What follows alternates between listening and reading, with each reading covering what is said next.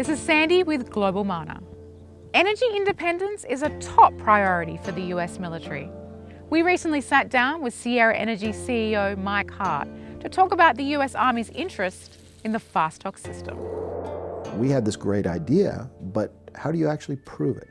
So what we did is we worked with the US Army, and they provided the Renewable Energy Testing Center. They allowed us to build our system, demonstrate it, and we operated it for 5 years. We demonstrated the system could take all forms of waste. We used garbage, medical waste, electronic waste, tires, railroad ties, any kind of biomass, pretty much anything. And so we ran it through the system and showed that it could take all of these different waste streams. In fact, we even had people coming, they would arrive at our facility with buckets and barrels of horrible things. We had somebody come from Hawaii with their sewage sludge they wanted us to test it on. We had people come in with just all kinds of different waste streams. We ran them through the gasifier and gave them an analysis showing them the energy content of their waste. So we did that, showed that it would work, and the Army then gave us a contract to build our first commercial system. That system right now is down at Fort Hunter Liggett, which is in Monterey County, California. A military base is a lot like an island, and that is that they need to find a way to not only take whatever waste they generate, but dispose of it on site, but they also need to be able to figure out how to be energy independent. And they have a tremendous amount of solar. You can have wind, but that's not going to solve your energy problem. And that is that what happens when it's not sunny? What do you do when it's not windy? Where does your energy come from? In our case, waste gasification.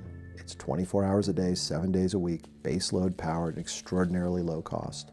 So it is a renewable energy source that actually has a negative carbon footprint. Solar or wind aren't carbon negative. We are. So the system that we're building at the Army's Fort Hunter Liggett in Monterey, California is going to be the first commercial system using the FastTox technology, taking waste and turning it to clean energy. And it's going to be whatever waste they throw at us. It's not just the regular waste, it's going to be hazardous waste, it's going to be medical waste, it's whatever they provide. Because what we're demonstrating is that this very small footprint system could then be shipped overseas. It's just a set of shipping containers. It could be shipped overseas, and that means that the military, in cases where they can't recycle at all, this means they still can get rid of all their waste and make, for example, renewable diesel where they are without having to ship it in from overseas. And diesel, by the way, that is 20 times cleaner than the California fuel standard. The US Army takes the issue about waste disposal and renewable fuel creation very seriously. One of the problems is that in Afghanistan, for example, over 1,600 American soldiers lost their lives by either hauling fuel forward or having to haul waste back. By putting one of our Pathfinder units, these very small footprint systems, it means you can take the waste, turn it into clean fuels, for example, where it was generated, and that's where the fuel is most needed.